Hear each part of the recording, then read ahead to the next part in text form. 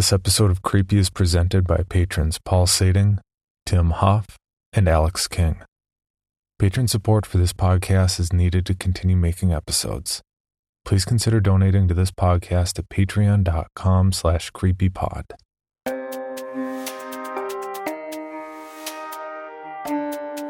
This is Creepy, a podcast dedicated to sharing the most famous, chilling, and disturbing creepypastas and urban legends in the world. Whether these stories truly happened or are simply fabrications is for you to decide. These stories may contain graphic depictions of violence and explicit language. Listener discretion is advised. Come follow me. During the first few days of the release of Pokemon Red and Green in Japan, back in February 27, 1996, a peak of deaths appeared in the age group of 10 to 15. The children were usually found dead through suicide, usually by hanging or jumping from heights. However, some were more odd. A few cases recorded children who began sawing off their limbs, others sticking their faces inside the oven, and choking themselves on their own fist, shoving their own arms down their throat. The few children who were saved before killing themselves showed sporadic behavior. When asked why they were going to hurt themselves, they only answered in chaotic screams and scratched at their own eyes. When showed what seemed to be a connection to this attitude, the Game Boy, they had no response. But when combined with either Pokemon Red or Green, the screams would continue, and they would do their best to leave the room it was located in. This confirmed the authorities' suspicion that the games, somehow, had a connection to these children and the deaths. It was a strange case, because many children who had the same games did not show this behavior, but only a few. The police had no choice but to pursue this, since they had no other leads. Collecting all the cartridges these children had purchased, they kept them sealed away as strong evidence to look over later. They decided the first thing to do was to talk to the programmers themselves.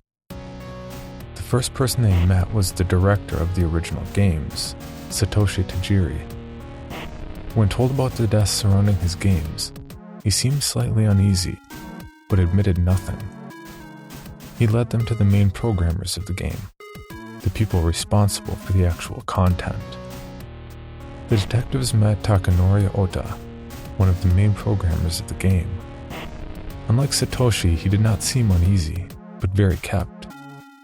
Explaining it was impossible to use something like a game to cause such deaths, and also bringing up the point that not all children were affected, he brushed it off as some kind of odd coincidence or mass hysteria.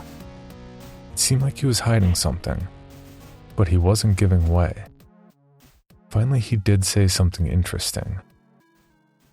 Takanori heard a rumor going around that the music for Lavender Town, one of the locations in the game, had caused some children to go ill. It was only a rumor, and had no definite backup, but it was still something to look into. He directed the detectives to Junichi Masuda, the music composer of the series. Masuda had also heard of these rumors, but again said they had no evidence that his music was the cause. Even to prove a point, he played the exact song from the game completely through with no effects to anyone, the detectives or Masuda himself, feeling anything different or odd. Although they still had their suspicions of Masuda and the music of Lavender Town, it seemed they had reached another dead end. Going back to the cartridges they had seized from the homes of the children, they decided to take a slightly more direct look at the games.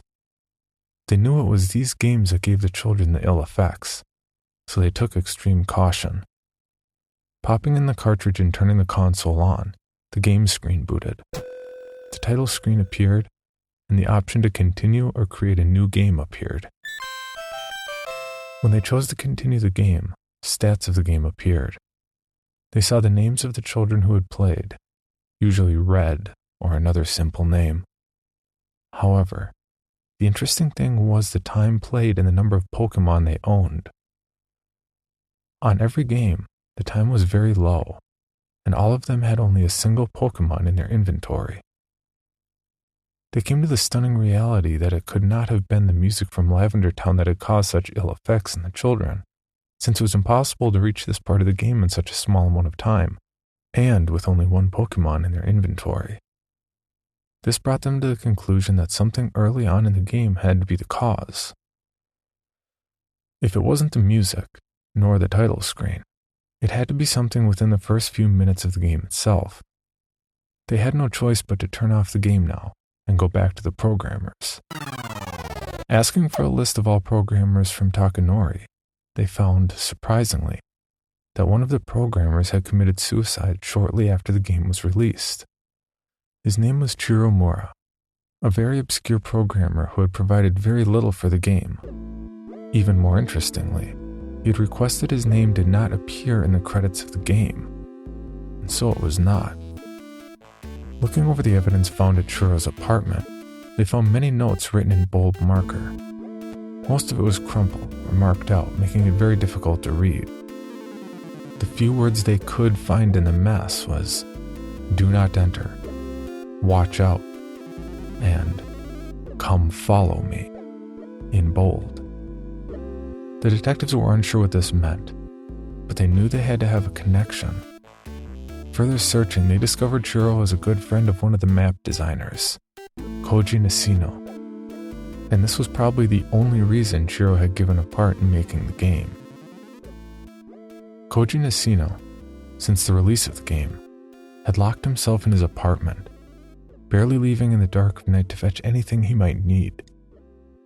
He told his friends and family he was mourning for his dear friend Chiro, but they did not believe this, since Nishino had locked himself up the day the game was put in stores, a few days before Chiro had killed himself. It was troubling. But the authorities finally persuaded Nishino to sit down and speak with them. He looked as if he hadn't slept in days, dark rings under his eyes. He stunk. His nails had grown black and his hair was greasy, sticking to his forehead and neck. He spoke in stutters and murmurs, but at least he had something to say. When asked if he knew anything about the children who had died after exposure of the game, and if it had any connection to the game, he answered them seemingly carefully, choosing his words thoughtfully before answering.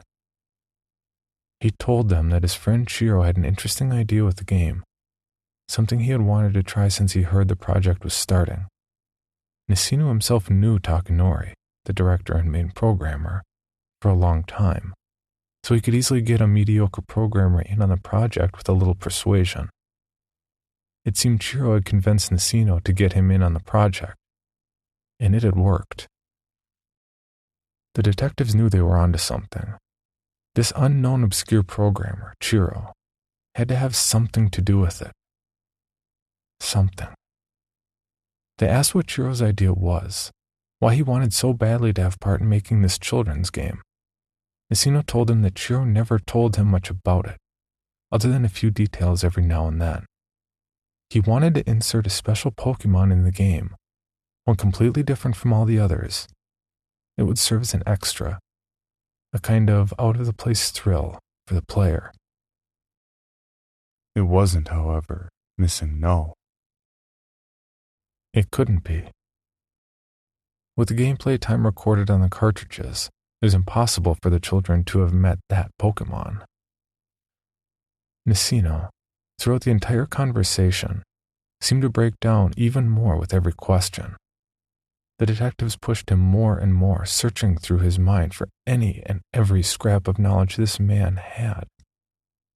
The game, Chiro, and Chiro's intentions. It was when they asked about the notes found in Chiro's home that he snapped. From under the couch Nishino was sitting on, he whipped out a pistol, pointing it straight at the police while backing away a few steps. Then, just as quickly, he brought the pistol to his face. "Don't follow me," muttered Nishino, as he stuck the pistol in his mouth and pulled the trigger. It was too quick for the police to react. It was done. Nicino had killed himself, repeating slightly differently what was written on one of Chiro's papers. It seemed all leads had finally died. The team who had created this original game were splintering up, becoming harder to find. It was as if they were keeping a secret. When the police finally managed to talk with anyone who had parts in the game, even the obscure character designers or monster designers, it seemed they had nothing of interest to say. Most of them didn't even know Chiro, and the few who did only saw him once or twice working on the game itself. Throughout all of this, the only confirmation they had was that Chiro was indeed the one who had worked on the very early parts of the game. It had been a couple of months after the original children's suicides, and the death rate had dropped dramatically. It seemed that the game was no longer giving any ill effects to any children. The callback of the games that was planned was cancelled, since it seemed the game was no longer harming any children. They began to think that maybe Takanori was right, and it was all just a very odd coincidence or mass hysteria, until they received the letter. It was given to one of the detectives himself, quite directly out on the street. It was a woman who gave him the note, a very frail, thin, sick-looking thing. She gave him the letter quickly, telling him it was something he needed to see, and without waiting for a response or another word, she disappeared into the crowd. The detective brought it to his office, and calling the others in, he brought it out and read it aloud. It was a letter written by Chiro himself, but it wasn't one found at his apartment. They had thoroughly searched and cleared out the place. So wherever this letter had come from, it wasn't kept at his home. It was signed to be given to Nicino. It started off quite formal. A hello, how are you, regards to your family and such. After one or two of these normal paragraphs, they reached a section that requested Nicino to get him into the game team, to get him a programming position in Pokemon Red and Green. As the letter continued, the handwriting seemed to grow more jittery. He talked about a glorious idea he had, a way to program something unseen in any game before. He said it would certainly revolutionize not only the gaming industry, but everyone. He went on to say it was a very simple procedure to program this idea into the game. He did not even have to add any form programming, but could use what he was already given in the game itself. This would, the detectives agreed, make it impossible to notice any obscurities in the programming itself. It was a perfect way to hide whatever this was. The letter ended abruptly. There was no goodbye, no say hi to the family, no write back or thank you. Nothing like that. It was just his name, written hard in the letter where the paper almost broke through. It was only his name, Chiro Mura. This was the nail in the coffin for the detectives. They had no more suspicion about the cause. Chiro had programmed something into the early parts of the game, something maddening. To further increase the streak of success, they discovered that the programming team had worked in pairs, even Chiro himself. He had worked with another programmer, Sasuke Tamada. If anyone knew what the secret in this game was, Sasuke Tamada would be the man. This was their final hope of unraveling this mystery, once and for all. They learned Sasuke had provided a lot of programming to the game, and seemed to be an average, good guy and worker. They were easily allowed into his home, a fair place, and they entered his living room where they sat. Sasuke did not sit, however. He stood by the window of the second-story floor, looking out onto the busy street. He was smiling a little. There was no direct witness to the events that followed. The only thing from this conversation that remained was found on a voice recorder sitting on the table in front of the two detectives assigned to talk to Sasuke. What follows is the translated recording. Sasuke Tamada, what part did you have in the games Pokemon Red and Green? Asked the first detective. I was a programmer. His voice was light, friendly, almost too friendly. That's all. Am I right in knowing that the programmers working on the game worked in teams? Asked the detective. One could hear the sound of feet moving on the floor slightly. You would be right. Said Suzuki after a moment of silence. And your partner, his name was... The detective was quickly cut off by Suzuki's eerie voice. Chiromura. That was his name. Chiromura. Another silence. It seemed the detectives were a little uneasy about this man. Could you tell us if Mura ever acted strange at all? Any particular behaviors you observed while working with him at all? Suzuki answered them. I didn't know him that well, really. We didn't meet up frequently, only every once in a while to trade data, or when the entire group was called up for a meeting. That's the only time I ever really saw him. He acted normal, as far as I could tell. He was a short man, and I think this affected his consciousness. He acted weaker than any other man I met. He was willing to do a lot of work to gain recognition.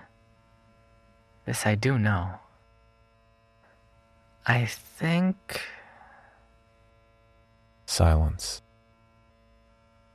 Yes? Asked the detective, pushing for him to continue. You think what? I think he was a very weak man. I think he wanted to prove himself regardless of the point. I think he wanted to make himself known for something special. Something that would make people forget about the way he looked and pay attention to the powerful mind that lay inside his skull.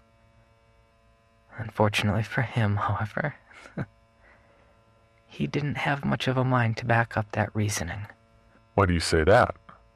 Asked the second detective. Well, it's the simple truth. Answered Suzuki quickly. His feet could be heard moving across the tiled floor. There was nothing special, even if he wanted to believe so. You can't become greatness, even if you believe it. It's impossible. Somehow, I think Chiro knew this himself. Somewhere deep in there. He knew it. The detectives were silent again, not sure how to steer the conversation. After a moment, they continued. Can you tell us what Chiro's part of the game was? What did he work on exactly? Suzuki answered more quickly than before. Nothing. Nothing important. He worked on some obscure parts of the beginning of the game. A pause, then a little more information. It was Oak's part, to be exact. He worked on some of Oak's parts. When he's seen first, you see. What else? Pushed the police.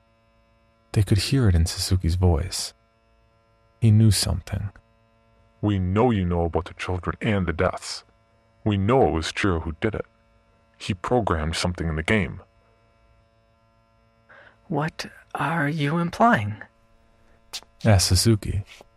It sounded like he was trying to maintain his voice. We're implying that since you're his partner, if you're hiding something from us, then you could just as much be responsible for those children's deaths as Chiro himself. You can't prove anything, Suzuki shouted. Tell us what Chiro did to the game. They shouted back. What I told him to. Silence. Complete silence. You want to know, huh? Asked Suzuki finally, breaking the eerie silence but replacing it with his voice.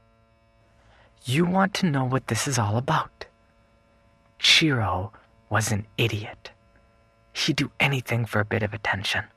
Anything at all. He couldn't program worth a shit either. The only thing he could do, however, was be manipulated. You could tell him what to do, and he'd do it. He wouldn't even question it. He'd do it. Just to hear that thank you when you received the finished product, that was his reasons. That's all he wanted. 2 clicks from the detective's guns could be heard. I could control him flawlessly. He's a lot like Takanori. Of course, none of you knew this, but I was the one who brought up the idea of the game. The idea of the entire operation. I just told the fellow what to do, and he followed me without doubt. He knows nothing, just like Chiro. A sound of a window opening could be heard, followed by the detectives. Don't move or we'll shoot. Let me tell you about a mechanic in the game, continued Suzuki. His voice was more rushed, but it still held that slyness. Consider it a hint, all right? If you walk around in grassy areas enough, a Pokemon will appear, and you'll have a chance to go to battle with it. It's a necessary part of the game overall, you see? Step away from the window. We won't warn you again. At the start of the game, you have to walk into the grassy area before Oak appears and you receive your first Pokemon. Understand me? Under normal circumstances, it was programmed that even though you're in a grassy area, no Pokemon will spawn. I made it different. I manipulated that Chiro, told him what to put in the program, gave him all the instructions on how to do it, and he did it flawlessly. It's rare, but it can happen.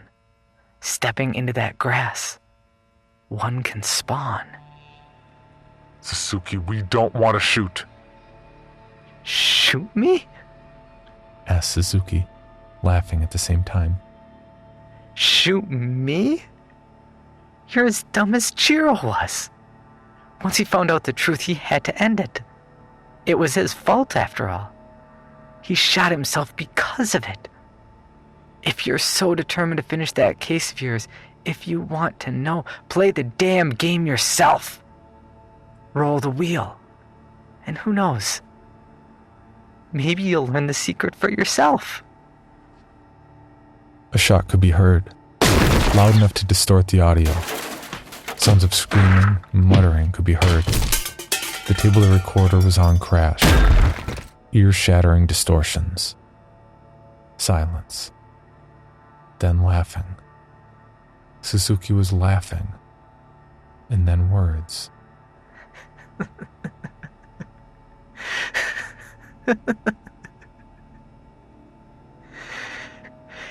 Come follow me.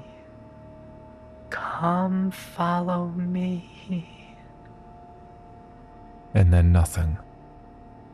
The recorder continued to record until the tape ran out. There was nothing else on it.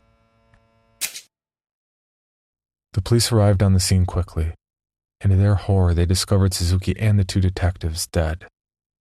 They had all been shot, but not after struggling. The detectives had been shot multiple times, at least 10 each, before dying after being shot in between their eyes. Suzuki himself had clearly died of 2 shots to his chest, straight through the heart. This game was causing a massacre. At least 100 children were dead. Nishino, the unsuspecting friend, dead. Chiro, the manipulated toy, dead. The 2 detectives, dead. And now, even the creator, the cause of this atrocity, Suzuki, dead. This game was stretching far over its original intentions. It was killing anyone and everyone who got involved. The lead detective had decided to put this case away. The man who committed the crime was dead, so there was no longer any reason to continue the case. All evidence, all the cartridges, all the notes, all the letters, they were locked away, kept in the darkness where they belonged. There were talks about the entire thing, small conversations every now and then, but over the years even these began to fade away. Eventually the case was only a memory in the minds of those who experienced it firsthand. 10 years passed. February 27, 2006 was the date. The lead detective, the man who locked away the original evidence 10 years previous, was reminded of the awful event that occurred. Although he was no longer on the force, he still had access to files, and helped when he could. The reminder of the event caused him to look back, to open the sealed container that held all the evidence collected. He read through the letters and the notes. He remembered the woman who had appeared to him on the street that one day and handed him that letter that led to the change of the entire case He wondered who she was and where she had come from. Perhaps she was Chiro's mother, or maybe Suzuki's. It was far too late to pursue any of this. Far too late. Sealing the container again, he saw a second one directly behind it. Pulling it out, he read the note on top of it. Evidence number 2104A. He opened it up and looked inside.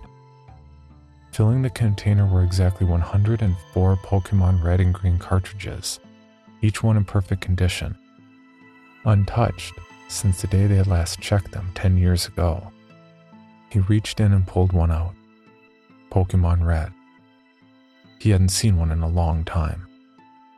He didn't know what he thought next, but he reached in his desk and pulled out an old Game Boy. He received it a long time ago, but it still worked. It was his son's, but he had died a few years ago.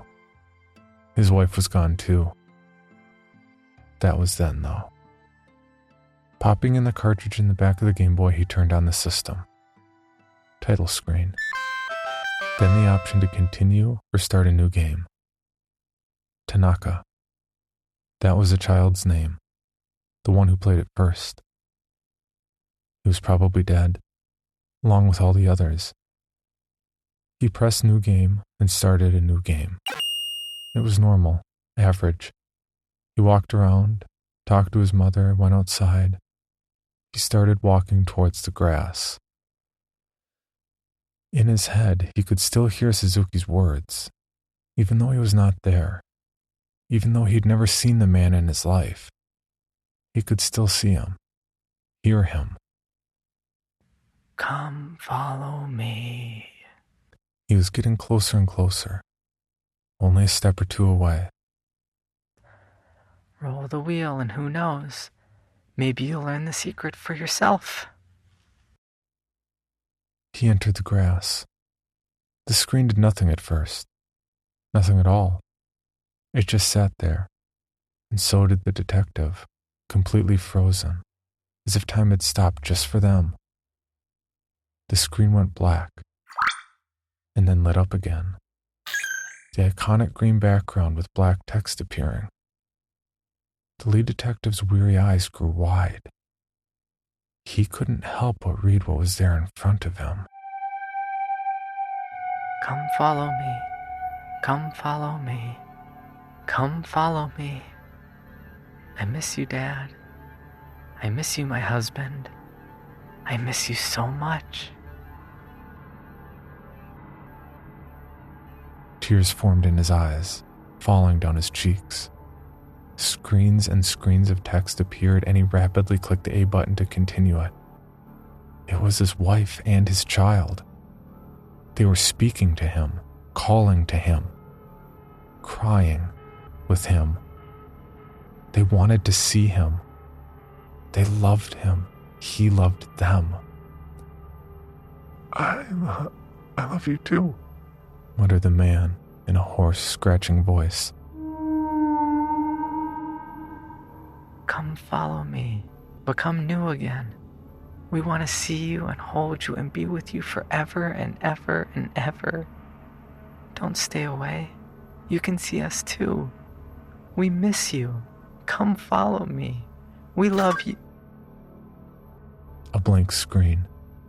The detective's eyes grew wide, his jaw dropping. The screen lit back up, and Oak was leading him out of the grass. Come follow me, said Oak. No! No! Shouted the man, dropping the game onto the floor. He quickly fell forward, reaching for it, bringing the screen back to his face. Bring them back. Bring them back to me.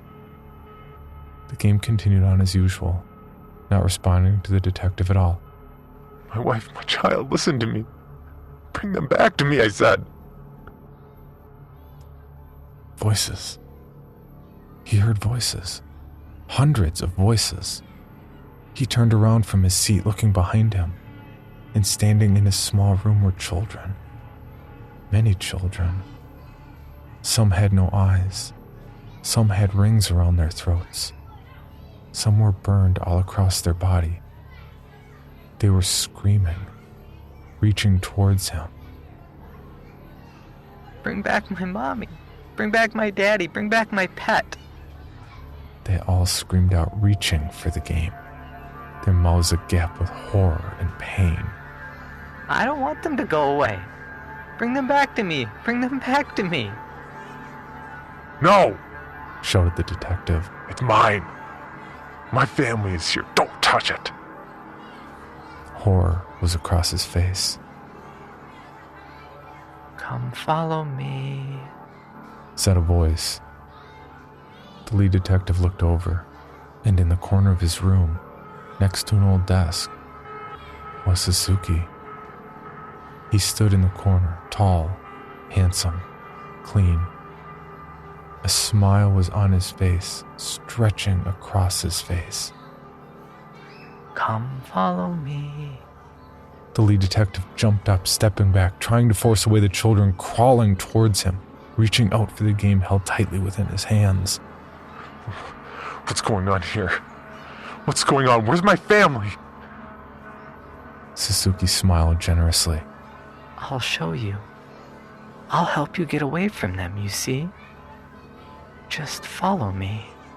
Suzuki reached down and opened a drawer in the old desk. The lead detective, pushing through the crowd of children, trying to get away, looked inside. Sitting there, covered with dust, was his old gun from when he was on the force. He had not used that gun in many years and had put it away, not wanting to remember the things he had to do with it. But right now he didn't see it as something that caused pain or that killed. It was shining. It was light. It was something that could set him free. Just follow me, said Suzuki, picking up the gun and putting it in the lead detective's hand.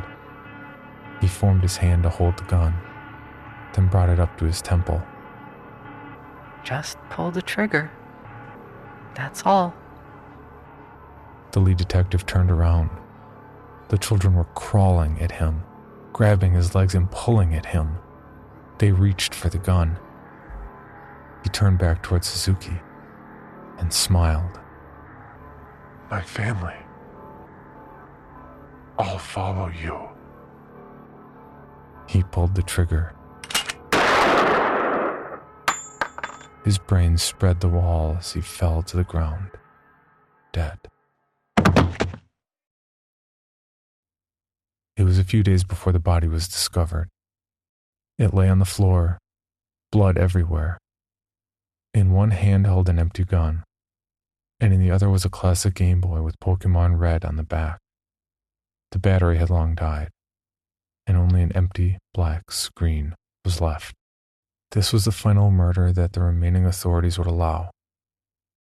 The last detective who was ever a part of this case personally carried all 104 cartridges away and burned them all, making sure not a single one survived.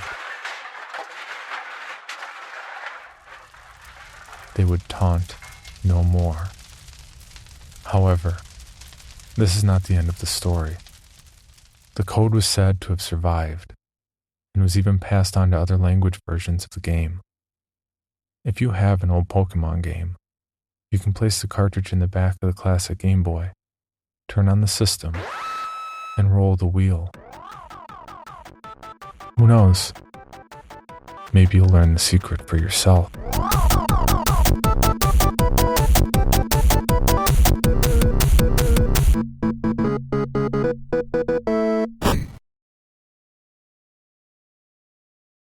For more information, including pictures and videos of the stories told on this podcast, or to suggest stories for future episodes, please visit us at CreepyPod on Twitter, Instagram, and Facebook, or email us at creepypod@gmail.com. All stories told on this podcast can be found at creepypastawikia.com and are protected by a Creative Commons license. Some rights reserved unless otherwise stated.